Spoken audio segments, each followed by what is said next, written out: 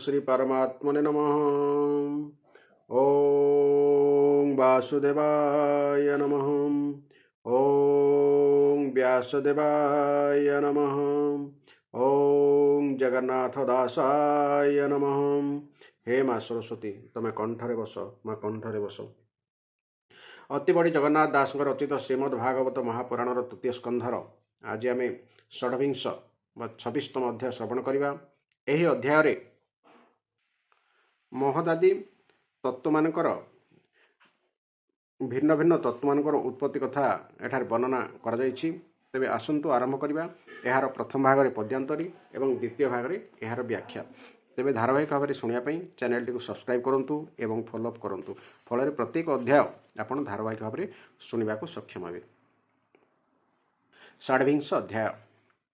सांख्यम तरे सर्वतत्व जे रूपे होई लेटी जात, ताहांक जे अबालक्षण छबिसे होई बखाण।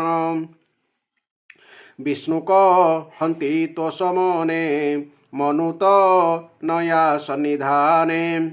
श्री भगवान उवाच एबे तु तत्व ज्ञान शुण, जेणे जीवर परित्राण। जे भावे ए संसार तुटे, सुदृढ़ हृद गंठी फीटे। तत्वत पन तमनासे, निर्मल ज्ञान ही प्रकाशे। एणु ए तत्व ज्ञान कही, शुणज ननी मन देई। जेमंत तत्व ज्ञान जानी, जे भावे लभी चक्रपाणी। जे आत्मा अनादि पुरुष, प्रकृति परे जार वास। स्वभावे निर्गुण अटई, ज्योतिष रूपे प्रकाशई। व्यापीछि ए विश्व संसारे, प्राणिक बाह्य अभ्यंतरे। ए रूपे प्रकृति पुरुष, सूक्ष्म स्वरूप रे प्रकाश। से विष्णु सृष्टि इच्छा करी, आदि प्रकृति रूप धरी। त्रिगुण जात से करई, रजसा तिक तम देहि। रजेश रजई पाळे सत्वे, तमस रूपे हरे नीते। ए रूपे लीला से करई, दैवी माया गुणमयी। जीवर नाना रूप करे, चित्र चित्र ए संसारे। प्रजास अर्जयी नाना कल्पे, स्थावर जंगमादि रूपे। अज्ञाने आवृतता देहि, साक्षी स्वरूपे से देखई। ए रूपे पूर्वरुभियाण, प्रकृति कर इ निर्माण। कर्मरे गतागत होई, उचनी चकु से नियई। प्रवृत्ति मार्गे करी कर्म, प्राणिल भंति पथ श्रम। निवृत्ति मार्गे मोक्ष होई, एबेनी मार्ग से भियाई। साक्षी स्वरूपे सर्वदेही, देखई हृद पद्मे रही। कार्यकारणे कर्ता होई, प्रकृति जेते क अर्जई। सुकृत दुष्कृत आदि जेते, जीवभू जई ताहा नीते। एमंत शुणी देवहूति, संशये पुणी पचारंती। देवहूति उवाच कहे पुरुष उत्तम, कि रूपे विश्व स्थूल सूक्ष्म। कि रूपे प्रकृति पुरुष, जगते हुईछि प्रकाश। एमंत शुणी भगवान, कहंती अमृत वचन। श्री भगवान वाच जेते त्रिगुण बंधने, सत सत जे माने। आत्मा जे ज्योति रूपे थाई, अव्यक्त रूपे प्रकाशई। प्रधान रूप रे प्रकृति, समस्त कर्मे अधिपति। समस्त रूप से बहोई, महत आदि जेते देहि शुणज ननी एक चिते चतुर्विंशति तत्व जेते पंच जे चतुर्दश प्रत्येके करिबा प्रकाश पृथिवी आप तेज बात आकाश आदि पंचभूत गंधरूप जे रस तेज स्पर्शादि तन मात्र भेद जिह्वाना शिका चक्षुकन चर्मपाणिपाद वचन वृषण पायु ए दशम इंद्रिय बोली एहा नाम मन बुद्धि जे अहंचित चतुर्विंशति एहु तत्व पंचविंशति काल कही ए रूपे संख्या क्रम होई प्रकृति एते रूप होई कार्यकारणे प्रवर्तई काल स्वरूप रे पुरुष सकल कराई प्रकाश ए देहि मुग्ध अहंकारे से काले डरे निरंतरे ए देहे कर्ता से हुई समस्त भोग से करई प्रकृति जार चेष्टा बले सर्जिना सई भूमि तले काल स्वरूपी भगवान आत्मा यारे करे लीन ए पंच विंश रूप होई अपरे शुण मन देई पुणी से परम पुरुष प्रकृति मध्ये ता प्रकाश से सर्वभूते परिपूर्ण जलरे चंद्रमा जेसन प्रकृति तार तहु जात ता तहु हुए महतत्व हिरण्यमय तार देहि ब्रह्मांड मध्ये विराजई ए विश्व आत्मा जे अटई सूक्ष्म स्वरूपे अछि रही आत्मारे प्रकाश से हुई ए घोर तिमिर नाश होई जे स्थाने राग द्वेष नाही पर अपर न जानई सत्वगुणरे प्रकाशई निर्मल ज्योतिर्मय देहि से विष्णु भक्ति लाभ स्थान वासुदेवटी जार नाम आध्यात्म रूपी से चैतन्य महत बोली तार नाम आध्यात्म रूपे जहाकू चित्त कहती अधिभूत रूपे ताहाकू महतत्व कहती चित्तर अधिष्ठाता हेले क्षेत्रज्ञ एवं उपास्य देव हेले वासुदेव ठीक सेहीपरि अहंकार अधिष्ठाता हेले रुद्र और उपास्य देव हेले संकर्षण बुद्धिर अधिष्ठाता हेले ब्रह्मा एवं उपास्य देव हेले प्रद्युम्न एवं मनर अधिष्ठाता है चंद्र एवं उपास्य देव हेले अनिरुद्ध परे व्यापी छई विकार भाव जार नाही स्वच्छसु शांत भाव बही अमृतमय तार देहि महत तहु जात होई जे क्रिया शक्ति रूप बही से अहंकार रूप तीनी जन्मई शुण गजननी सात्विक राजस तामस ए तीनिहु अंति प्रकाश मन इंद्रिय पंचभूत ए तीनी गुणे हुंती जात सहस्र शिर बाहु होई शंकर शण जाकु कोही अनंत बोली जार काय भूत इंद्रिय मनमय कर्ता स्वरूपे देवजात कारणे इंद्रिय संभूत कार्य स्वरूपे भूत देहि त्रिगुणे प्राणी मोह होई सात्विक अंशु मन जात संकल्प विकल्प स्थित ऋषिक मानक ईश्वर श्याम सुंदर कलेवर ता भक्ति साधि जोगी सिद्ध जार नाम अनिरुद्ध रजगुणरु बुद्धि जात द्रव्य विज्ञान इंद्रिजूत संशय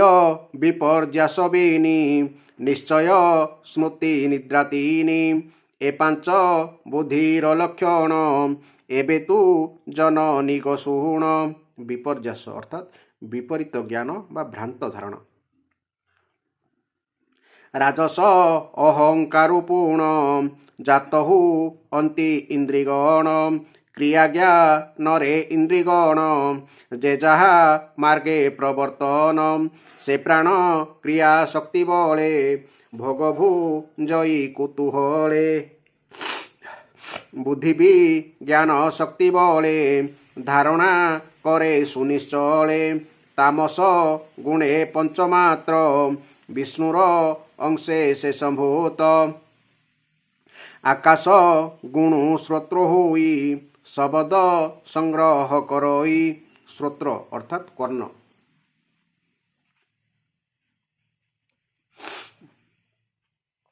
শব্দ তন্মাত্র গগন অর্থ আশ্রয় যেবা স্থান। আত্মালিঙ্গকু প্রকাশই স্বভাবে অদৃশ অটই। প্রাণীଙ୍କ বাহ্য অভ্যন্তর প্রাণ ইন্দ্রিয় যে মনর। আশ্রয় হই নদিশই আকাশ গুণ এহু হই। আকাশ তহু স্পর্শ মাত্র কাଳର গতি বলে জাত। স্পর্শ মাত্রারু বায়ু হুই চর্মতা সংগ্রহ করই। মৃদু কঠিন ত্বক হই শীতত পতি সে জানই। বৃক্ষ শাখাদি তৃণমান বায়ুর বলে সে চলন। ইন্দ্রিয়ে স্পর্শ শব্দ গন্ধ প্রাণীকি କରାଏ যে বোধ। সকল ইন্দ্রিয়ମାନଙ୍କର আত্মা স্বরূপে তা বিহার। পবনু দৈব প্রেরিত রূপত মাত্র সম্ভূত। তহু ইলা তেজ জাত সে তেজু চক্ষু যে সম্ভূত। দ্রব্য আকার গুণ জ্ঞান রূপর বৃত্তি এ লক্ষণ। প্রকাশ পাচন শোষণ ক্ষুধাতৃ সার উত্তপন। ভোজন পান পরিপাক আবর শীত নিবারক। তেজর বৃত্তি অটে তে শুণজ ননি শুদ্ধ চিতে। তেজ বিকারে রসজাত রসরু জল যে সম্ভূত। তহুর সনা ইন্দ্রি হুই যে সর্ব স্বাদকু ঘেনই। কটুক সায় যে আম্বিଳ তিক্তল বণ যে মধুর। এরূপে ভেদ ভাব বহি একই রস নানা থাই। তিনতায়ে মাটি পিণ্ডুଳାଏ জীবন রক্ষে তৃপ্তি দিয়ে। তাপনি বারে মৃদু করে বহন্তে পুণ পুণ ভরে। জলর সাধারণ গুণ ଏବେ କହିବା ମାତ ଶୁଣ। ରସ ବିକାରୁ ଗନ୍ଧଜାତ ପୃଥିବୀ ଗନ୍ଧରୁ ସମ୍ଭୂତ। ଗନ୍ଧ ଗ୍ରହଣେ ଇନ୍ଦ୍ରିଘ୍ରାଣ ତହୁ ହୋଇଲା ଉତ୍ତପନ। ଦୁର୍ଗନ୍ଧ ମିଶ୍ର ଗନ୍ଧ ହୋଇ ସୌରଭ ଶାନ୍ତ ଉଗ୍ର ଯେହି। একই গন্ধ ভেদভাব দ্রব্য সংযোগে তা সম্ভব। ব্রহ্ম প্রতিমা নিরূপণ সর্ব আধার সর্বস্থান। সকল ভূত ভেদ করে ভূমি লক্ষণ এবে ভারে। আকাশ গুণ যে বিশেষ শব্দ রূপে সে প্রকাশ। সে যার বিষয় অটই তাহাকু চর্ম ইন্দ্রি কহি। তেজর গুণ রূপ হোই চক্ষুর বিষয়টি সেহি। জলর গুণ রস হোই সে পুଣି জিহ্বারে বসই। পৃথিবী গুণ গন্ধ জাণ তাহার ইন্দ্রি অটে ঘ্রাণ। এ ভূত গণ পরে পরে পূର୍ବର গুণ মান ধরে। এণু ভূমিরে শব্দ স্পর্শ রূপর সগন্ধ প্রকাশ। এ মার্গে প্রাণী এ ভ্রমন্তি দণ্ডে স্থির সে নুহନ୍ତି। ଏ ଆଦି କାରଣ ଲକ୍ଷଣ ଏବେ କହିବା ମାତା ଶୁଣ। ଯେ କାଳେ ପ୍ରଳୟ ହୁଅଇ ଏ ସର୍ବ ରୂପ ଭଙ୍ଗ ଯାଇ ଯାଠାରୁ ହୁଅଇ ଉତ୍ପନ୍ନ ତାଠାରେ ହୁଅଇ ଯେ ଲୀନ। ସେ କାଳେ ପ୍ରଭୁ ଭଗବାନ ଯୋଗନି ଦ୍ୱାରେ ଅବଧାନ ପୁଣି ଏ ସୃଷ୍ଟି ଆଦି କାଳେ ସ୍ୱଭାବ କାଳ କର୍ମେ ବଳେ। ସକଳେ ଉତ୍ପତ୍ତି ହୁଅନ୍ତେ ଈଶ୍ୱର ତହିଁ ପ୍ରବେଶନ୍ତେ ଅନନ୍ୟେ ଏକତ ହୁଅନ୍ତି ତକ୍ଷଣେ ରୂପକୁ ଲଭନ୍ତି। ଜଳ ହି ରଣ୍ୟକୋଶ ପ୍ରାୟେ ପଡ଼ିଭାବନ୍ତି ମହାକାଏ।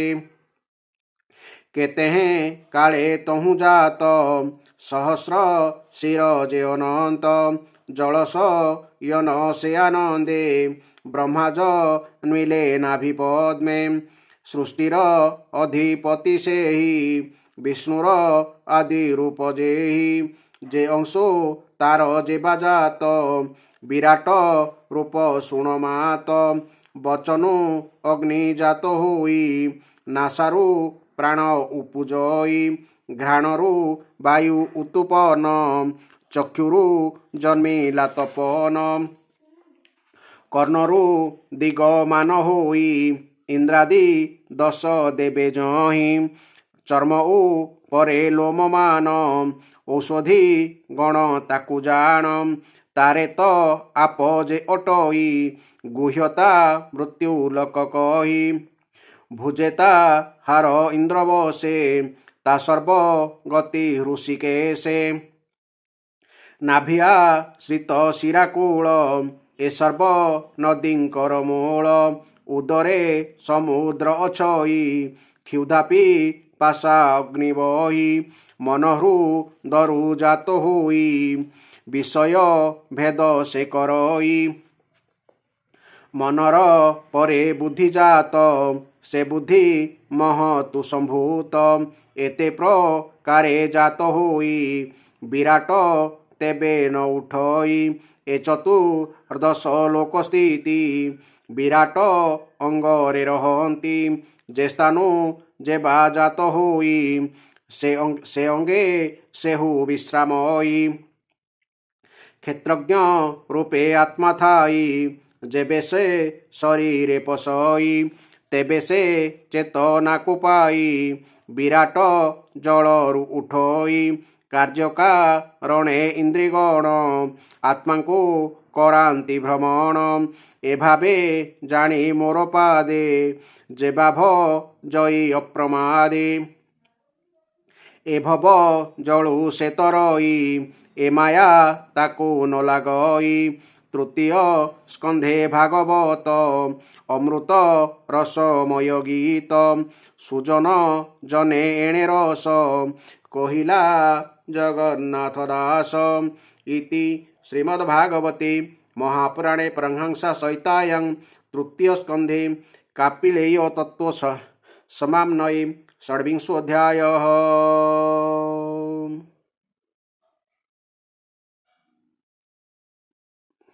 ଏବେ ଆରମ୍ଭ କରିବା ଆମେ ଏହାର ବ୍ୟାଖ୍ୟା। ମହଦାଦି ଭିନ୍ନ ଭିନ୍ନ ତତ୍ତ୍ୱମାନଙ୍କର ଉତ୍ପତ୍ତି ବିଷୟ ବା ପଞ୍ଚ ଇନ୍ଦ୍ରିୟ ପଞ୍ଚ ତନ୍ମାତ୍ର ବିଷୟରେ ଏଠି ବହୁତ ସୁନ୍ଦର ଭାବରେ ବର୍ଣ୍ଣନା କରାଯାଇଛି। ଆପଣମାନେ ଧୈର୍ଯ୍ୟର ସହିତ ଶୁଣିଲେ ଅନେକ ଜ୍ଞାନର ଅଧିକାରୀ ହେଇପାରିବେ। ଶ୍ରୀ ଭଗବାନ କହିଲେ, ଏଠି ଭଗବାନ କହୁଛନ୍ତି କାହାକୁ? ଭଗବାନ କପିଳେନ୍ଦ୍ର ରୂପରେ କପିଳ ଦେବ ରୂପରେ ଦେବହୂତି ଓ କର୍ଦ୍ଦମଙ୍କ ଔରସରୁ ଜାତ ହୋଇଥିଲେ। ତାଙ୍କ ମାତା ଦେବହୂତି ପୁତ୍ର ବା ଭଗବାନ ଶ୍ରୀ କପିଳେନ୍ଦ୍ର ଦେବକୁ ପଚାରୁଛନ୍ତି ସେ ବିଷୟରେ ଭଗବାନ ତାର ଉତ୍ତର ଦେଉଛନ୍ତି। ବର୍ତ୍ତମାନ ମୁଁ ତୁମକୁ ପ୍ରକୃତି ଆଦି ସବୁ ତତ୍ତ୍ୱର ପୃଥକ ପୃଥକ ଲକ୍ଷଣ କହିଦେବି। ଏସବୁ ଜାଣିଗଲେ ମନୁଷ୍ୟ ପ୍ରକୃତିର ଗୁଣମାନଙ୍କରୁ ମୁକ୍ତ ହୋଇଯାଏ। ପଣ୍ଡିତମାନେ କହନ୍ତି ଆତ୍ମଦର୍ଶନ ରୂପୀ ଜ୍ଞାନ ହିଁ ମନୁଷ୍ୟର ମୋକ୍ଷର କାରଣ ଏବଂ ତାହା ମନୁଷ୍ୟର ଅହଙ୍କାର ରୂପୀ ହୃଦୟ ଗ୍ରନ୍ଥିକୁ କାଟି ଦେଇଥାଏ। ମୁଁ ତୁମକୁ ସେହି ଜ୍ଞାନ ବର୍ଣ୍ଣନା କରୁଛି।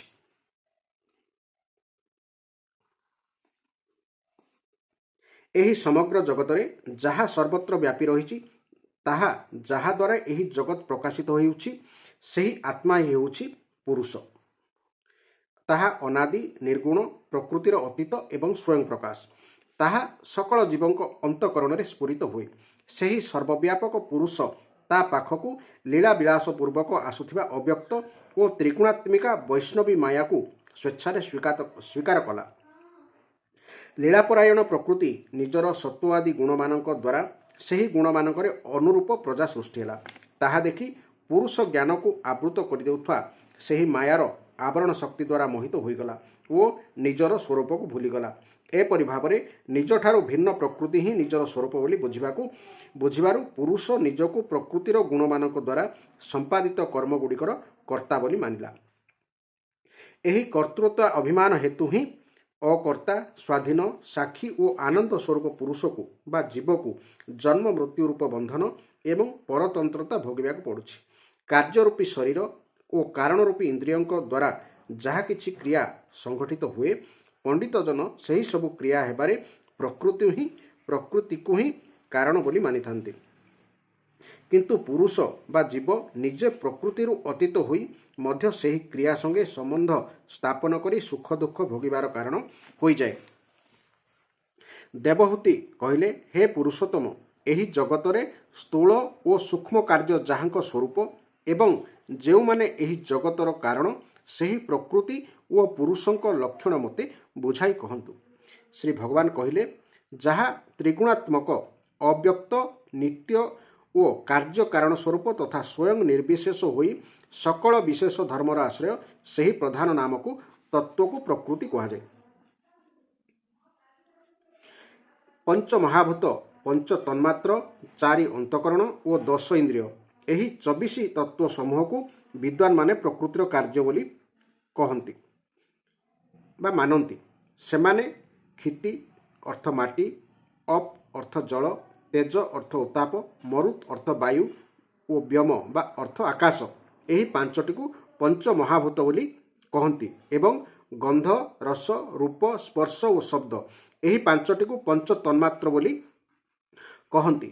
ଶ୍ରୋତ୍ର ଅର୍ଥ କର୍ଣ୍ଣ, ତ୍ୱକ୍ ଅର୍ଥ ଚର୍ମ, ଚକ୍ଷୁ ରସନା ଅର୍ଥ ଜିଭ, ନାସିକା ବାକ୍, ପାଣି ଅର୍ଥ ହାତ, ପାଦ ହେଲା ଉପସ୍ଥ କହିଲେ ଲିଙ୍ଗ ଓ ବାୟୁ ହେଲା ମଳଦ୍ୱାର। ଏମାନେ ହେଉଛନ୍ତି 10 ଇନ୍ଦ୍ରିୟ। ମନ, ବୁଦ୍ଧି, ଚିତ୍ତ ଓ ଅହଙ୍କାରରେ ସମାହାରକୁ ଅନ୍ତଃକରଣ କହନ୍ତି। ଏହା ସଂକଳ୍ପ, ନିର୍ଣ୍ଣୟ, ଚିନ୍ତା ଓ ଅଭିମାନ ରୂପୀ 4 ପ୍ରକାର ବୃତ୍ତିରେ ଲକ୍ଷିତ ହୋଇଥାଏ। ଏପରି ଭାବରେ ଜ୍ଞାନୀମାନେ ସଗୁଣ ବ୍ରହ୍ମଙ୍କର ସନ୍ନିବେଶ ସ୍ଥାନ ରୂପେ ଏହି 24 ତତ୍ତ୍ୱର ଗଣନା କରିଛନ୍ତି।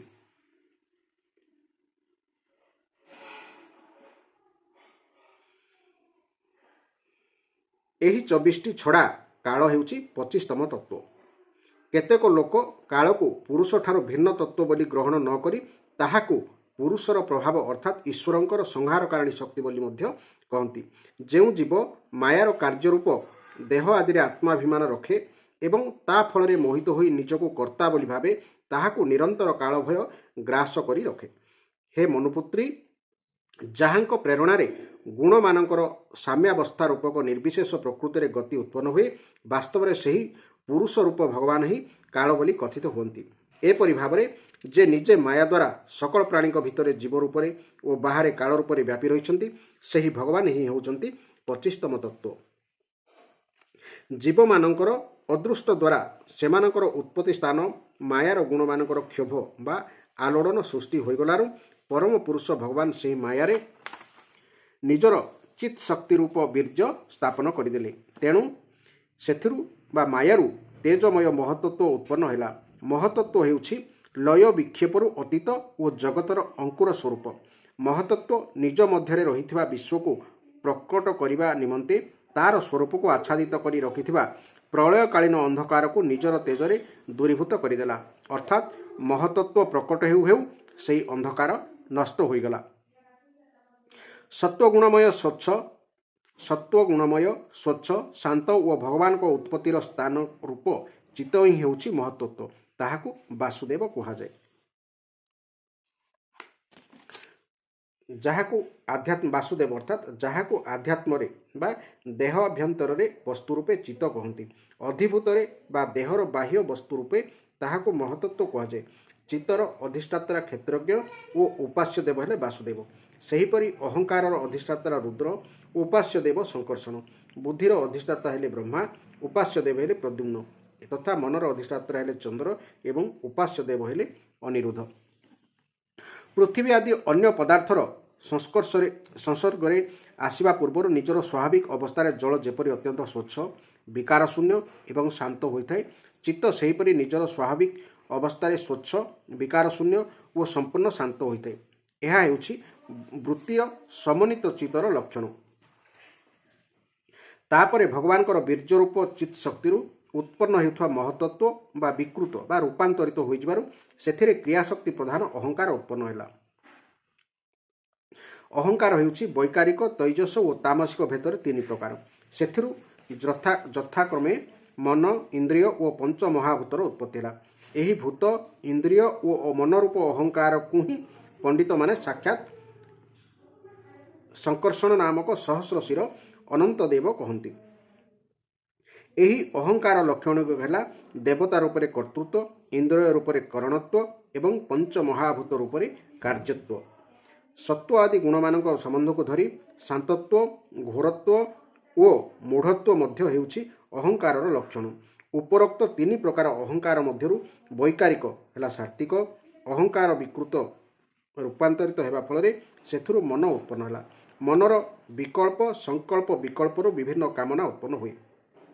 ଏହି ମନ ତତ୍ତ୍ୱ ହିଁ ଇନ୍ଦ୍ରିୟମାନଙ୍କର ଅଧିଷ୍ଠାତ୍ରା ଅନିରୁଦ୍ଧ ନାମରେ ପ୍ରସିଦ୍ଧ। ଯୋଗୀମାନେ ବାରମ୍ବାର ମନକୁ ବଶୀଭୂତ କରି ଶରତ୍କାଳୀନ ନୀଳକମଳ ସମାନ ଶ୍ୟାମଳ ବର୍ଣ୍ଣଧାରୀ ଏହି ଅନିରୁଦ୍ଧକୁ ଆରାଧନା କରନ୍ତି। ହେ ସାଧ୍ୱୀ, ପୁଣି ତୈଜସ ବା ରାଜସ ଅହଙ୍କାରରେ ବିକାର ବା ରୂପାନ୍ତରଣ ଘଟିବା ଫଳରେ ସେଥିରୁ ବୁଦ୍ଧିତତ୍ତ୍ୱ ଉତ୍ପନ୍ନ ହେଲା। ବସ୍ତୁର ସ୍ୱରୂପ ଓ ଲକ୍ଷଣ ନିର୍ଣ୍ଣୟ କରିବା ଏବଂ ଇନ୍ଦ୍ରିୟମାନଙ୍କର ବ୍ୟାପାରରେ ସହାୟକ ହେବା ହିଁ ବୁଦ୍ଧିତତ୍ତ୍ୱର କାର୍ଯ୍ୟ। ବୃତ୍ତିଭେଦରେ ସଂଶୟ, ବିପର୍ଯ୍ୟୟ ବା ବିପରୀତ ଜ୍ଞାନ, ନିର୍ଣ୍ଣୟ, ସ୍ମୃତି ଓ ନିଦ୍ରା ମଧ୍ୟ ହେଉଛି ବୁଦ୍ଧିର ହିଁ ଲକ୍ଷଣ। ବୁଦ୍ଧିତତ୍ତ୍ୱକୁ ପ୍ରଦ୍ୟୁମ୍ନ ବୋଲାଯାଏ। ଇନ୍ଦ୍ରିୟମାନେ ମଧ୍ୟ ତୈଜସ ଅହଙ୍କାରର ହିଁ କାର୍ଯ୍ୟ। ଇନ୍ଦ୍ରିୟମାନେ ମଧ୍ୟ ତୈଜସ୍ୟ ଅହଙ୍କାରର ହିଁ କାର୍ଯ୍ୟ।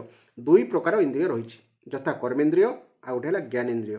କର୍ମେନ୍ଦ୍ରିୟମାନେ ପ୍ରାଣରୁ ଏବଂ ଜ୍ଞାନେନ୍ଦ୍ରିୟମାନେ ବୁଦ୍ଧିରୁ ଶକ୍ତି ଲାଭ କରନ୍ତି।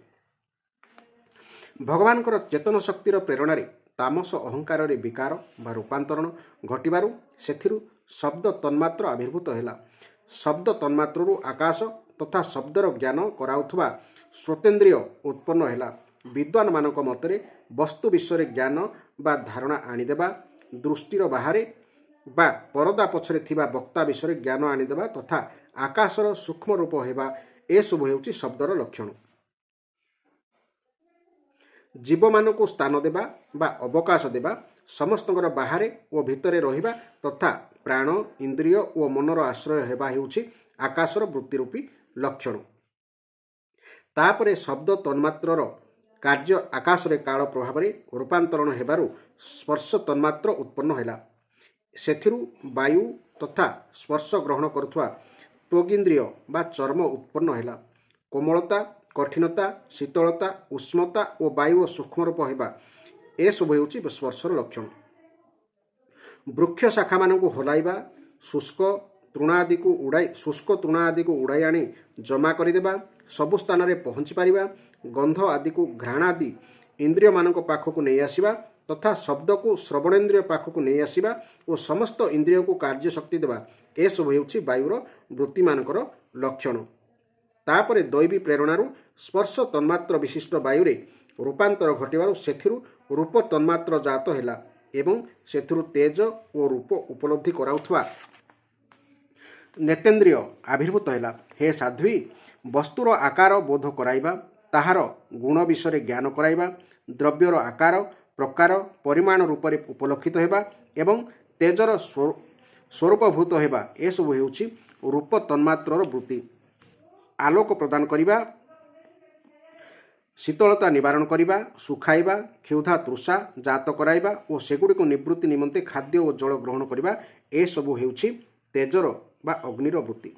पुणी दैवी प्रेरणा रूप तन्मात्रमय तेजरे विकार सृष्टि होई सेथिरु रस तन्मात्र उत्पन्न हैला एवं सेथिरु जल तथा रस को ग्रहण कराउथवा रसनेन्द्रिय बा जीभ उत्पन्न हैला। रसर शुद्ध स्वरूप एक होइथिले मध्य अन्य भौतिक पदार्थर संयोगरे ताहा कषा मिठा पिता रागुआ आंबिला लुणिया आदि विभिन्न प्रकार हो जाए। वस्तु को ओदा करिबा माटी को पिंडाकार करदेवा एवं तृप्ति प्रदान करिबा जीवित रखिबा कृषा निवारण करिबा पदार्थ को कोमल करिबा ताप निवारण करिबा कूओ आदि काढ़ी आनिले मध्य सेथिरे पुणी पूरी जिबा एसबु हेउची जलर वृत्ति। तापरे दैव प्रेरणा रसरूपी जलरे विकार घटिबारु सेथिरु गंध तन्मात्र उत्पन्न हैला एवं सेथिरु भूमि तथा गंध को ग्रहण कराउथवा घ्राणेन्द्रिय प्रकट हैला। गंधर शुद्ध स्वरूप एक होइथिले मध्य परस्पर मिलित होइथिबा द्रव्य भागर न्यूनाधिकतारु ताहा दुर्गंध सुगंध मिश्रित गंध मृदु तीव्र और आंबिला आदि अनेक प्रकार हो जाए। प्रतिमा आदि रूप होई ब्रह्मंकर साकार भावनार आश्रय देवा जल आदि कारण तत्व भिन्न कौनसी अन्य आश्रय उपरे निर्भर न करी रही पारिबा जल आदि अन्य पदार्थ को धारण करिबा आकाश आदिर अवच्छेदक हेबा बा घटाकाश मठाकाश आदिर प्रभेद सिद्ध करिबा परिणाम विशेष द्वारा सकल प्राणीकर बा स्त्रीत्व पुरुषत्व आदि गुण प्रकट करिबा एसबु हेउछि भूमि बा पृथ्वी तत्वर कार्यरूपर लक्षण।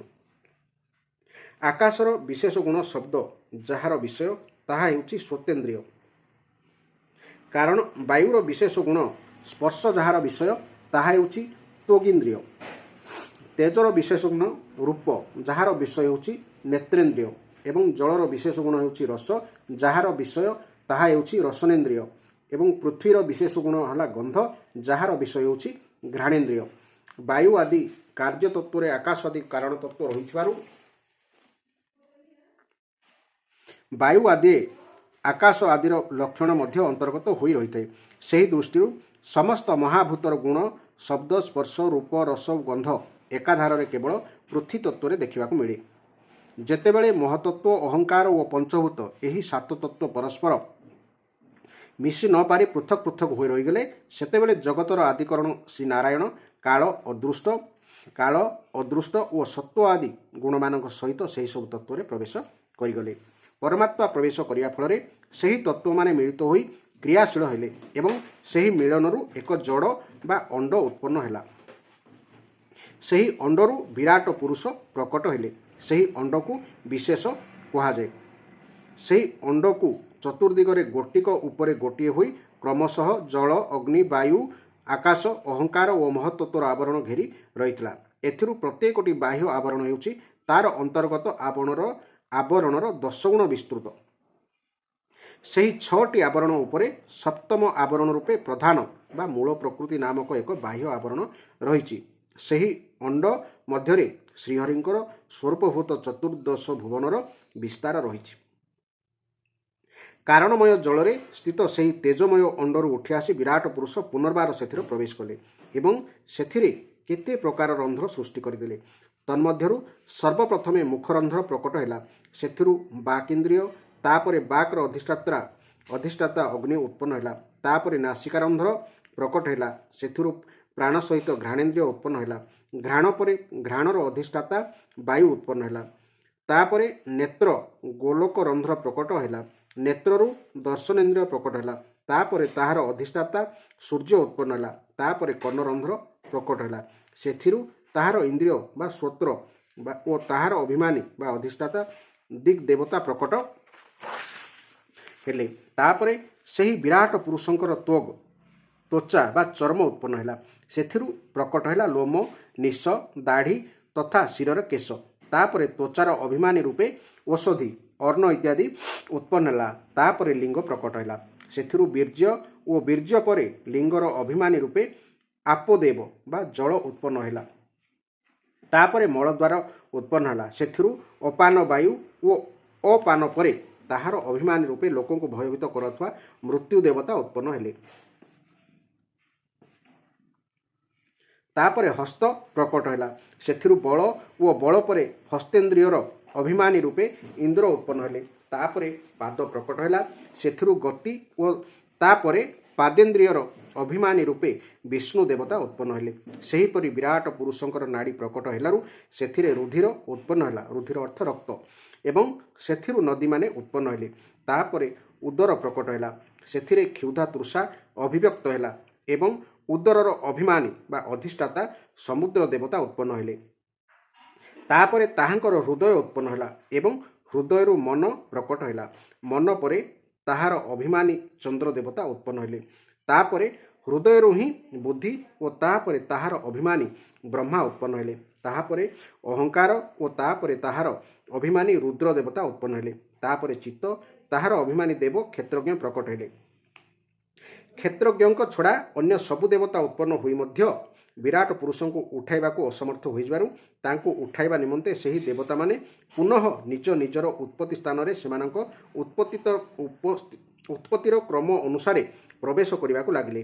ଅଗ୍ନି ବାଣୀ ସହିତ ମୁଖରେ ପ୍ରବେଶ କଲେ, କିନ୍ତୁ ତଥାପି ବିରାଟ ପୁରୁଷ ଉଠିଲେ ନାହିଁ। ବାୟୁ ଘ୍ରାଣେନ୍ଦ୍ରିୟ ସହିତ ନାସାରନ୍ଧ୍ରରେ ପ୍ରବେଶ କଲେ, ତଥାପି ବିରାଟ ପୁରୁଷ ଉଠିଲେ ନାହିଁ। ସୂର୍ଯ୍ୟ ଚକ୍ଷୁ ସହିତ ନେତ୍ରରେ ପ୍ରବେଶ କଲେ, ତଥାପି ବିରାଟ ପୁରୁଷ ଉଠିଲେ ନାହିଁ। ଦିଗମାନେ ଶ୍ରବଣେନ୍ଦ୍ରିୟ ସହିତ କର୍ଣ୍ଣରେ ପ୍ରବେଶ କଲେ, ତଥାପି ବିରାଟ ପୁରୁଷ ଉଠିଲେ ନାହିଁ। ଔଷଧିମାନେ ଲୋମ ସହିତ ତ୍ୱଚାରେ ପ୍ରବେଶ କଲେ, ତଥାପି ବିରାଟ ପୁରୁଷ ଉଠିଲେ ନାହିଁ। ଜଳଦେବତା ବୀର୍ଯ୍ୟ ସହିତ ଲିଙ୍ଗରେ ପ୍ରବେଶ କଲେ, ତଥାପି ବିରାଟ ପୁରୁଷ ଉଠିଲେ ନାହିଁ। ମୃତ୍ୟୁଦେବ ଅପାନ ସହିତ ମଳଦ୍ୱାରରେ ପ୍ରବେଶ କଲେ, ତଥାପି ବିରାଟ ପୁରୁଷ ଉଠିଲେ ନାହିଁ। ଇନ୍ଦ୍ରୀ ବଳ ସହିତ ହସ୍ତରେ ପ୍ରବେଶ କଲେ, ତଥାପି ବିରାଟ ପୁରୁଷ ଉଠିଲେ ନାହିଁ। ବିଷ୍ଣୁ ଗତି ସହିତ ଚରଣରେ ପ୍ରବେଶ କଲେ, ତଥାପି ବିରାଟ ପୁରୁଷ ଉଠିଲେ ନାହିଁ। ନଦୀମାନେ ରକ୍ତ ସହିତ ନାଡ଼ୀମାନଙ୍କରେ ପ୍ରବେଶ କଲେ, ତଥାପି ବିରାଟ ପୁରୁଷ ଉଠିଲେ ନାହିଁ। ସମୁଦ୍ର କ୍ଷୁଧା ପିପାସ ସହିତ ଉଦରରେ ପ୍ରବେଶ କଲେ, ତଥାପି ବିରାଟ ପୁରୁଷ ଉଠିଲେ ନାହିଁ। ଚନ୍ଦ୍ର ମନ ସହିତ ହୃଦୟରେ ପ୍ରବେଶ କଲେ, ତଥାପି ବିରାଟ ପୁରୁଷ ଉଠିଲେ ନାହିଁ। ବ୍ରହ୍ମା ବୁଦ୍ଧି ସହିତ ହୃଦୟରେ ପ୍ରବେଶ କଲେ, ତଥାପି ବିରାଟ ପୁରୁଷ ଉଠିଲେ ନାହିଁ। ରୁଦ୍ର ଅହଙ୍କାର ସହିତ ସେହି ହୃଦୟରେ ପ୍ରବେଶ କଲେ, ତଥାପି ବିରାଟ ପୁରୁଷ ଉଠିଲେ ନାହିଁ। କିନ୍ତୁ ଯେତେବେଳେ ଚିତ୍ତର ଅଧିଷ୍ଠାତା ଭଗବାନ ବାସୁଦେବ କ୍ଷେତ୍ରଜ୍ଞ ରୂପରେ ଚିତ୍ତ ହୋଇ ହୃଦୟରେ ପ୍ରବେଶ କଲେ, ସେତେବେଳେ ବିରାଟ ପୁରୁଷଙ୍କ ସଙ୍ଗେ ସଙ୍ଗେ ଜଳରୁ ଉଠି ଠିଆ ହୋଇପଡ଼ିଲେ। ଜଗତରେ ଯେପରି କ୍ଷେତ୍ରଜ୍ଞ ରୂପରେ ଥିବା ଚିତ୍ତର ଅଧିଷ୍ଠାତା ଭଗବାନ ବାସୁଦେବଙ୍କ ସହାୟତା ବିନା ପ୍ରାଣ, ଇନ୍ଦ୍ରିୟ, ମନ, ବୁଦ୍ଧି ଆଦି ବଳରେ ଶୋଇଥିବା ପ୍ରାଣୀ ଉଠିପାରେ ନାହିଁ, ସେହି ବିରାଟ ପୁରୁଷ ମଧ୍ୟ ସେହିପରି କ୍ଷେତ୍ରଜ୍ଞ ପରମାତ୍ମାଙ୍କ ବିନା ସହାୟତାରେ ଉଠିପାରିଲେ ନାହିଁ। ତେଣୁ ଭକ୍ତି, ବୈରାଗ୍ୟ ଓ ଚିତ୍ତର ଏକାଗ୍ରତାରୁ ପ୍ରକଟ ହେଉଥିବା ଜ୍ଞାନ ଦ୍ୱାରା ସେହି ଅନ୍ତରାତ୍ମା ସ୍ୱରୂପ କ୍ଷେତ୍ରଜ୍ଞ ଏହି ଶରୀରରେ ଅବସ୍ଥିତ ବୋଲି ଜାଣି ତାଙ୍କୁ ବା ନିଜର ଆତ୍ମଶରୀରକୁ ଚିନ୍ତନ କରିବା ଆବଶ୍ୟକ। ସତରେ ଶାସ୍ତ୍ରରେ ଏତେ ଅଗାଧ ଜ୍ଞାନ ରହିଛି, ମଣିଷ ତାହାର ସ୍ପର୍ଶ ମଧ୍ୟ ପାଇପାରେ ନାହିଁ।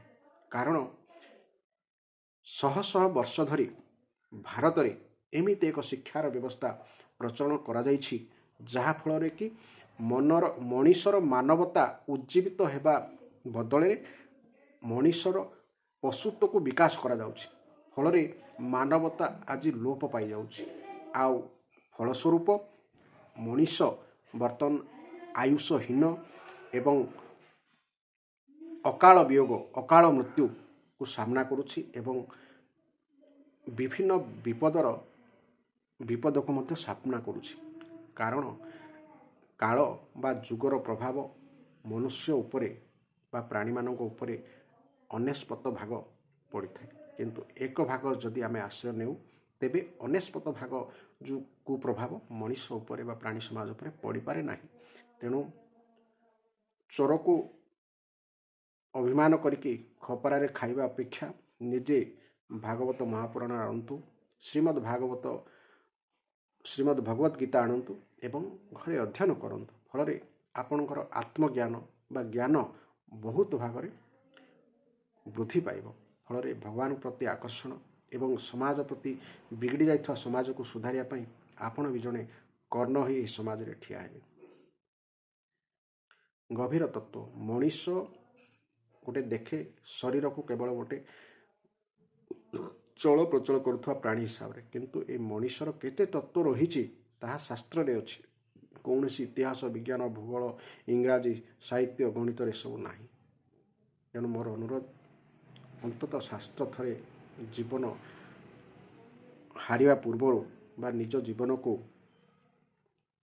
ହରାଇବା ପୂର୍ବରୁ ଥରେ ଶାସ୍ତ୍ର ଟିକେ ପଢ଼ନ୍ତୁ। ମରିବା ତ ମରିବା ଆପଣ ବି ମରିବେ, ମୁଁ ବି ମରିବି, କିନ୍ତୁ ଅନ୍ତତଃ ଶରୀରର ତତ୍ତ୍ୱକୁ ଟିକେ ଭଗବାନଙ୍କର କୁ ଟିକେ ଚିହ୍ନିକି ଅନ୍ତତଃ ମରିବା। ଯାହା ହଉ ଆପଣମାନେ ଧୈର୍ଯ୍ୟର ସହିତ ଶୁଣିଥିବାରୁ ଈଶ୍ୱର ଆପଣଙ୍କର ମଙ୍ଗଳ କରନ୍ତୁ। ଜୟ ଜଗନ୍ନାଥ, ଜୟ ଜଗନ୍ନାଥ, ଜୟ ଜଗନ୍ନାଥ।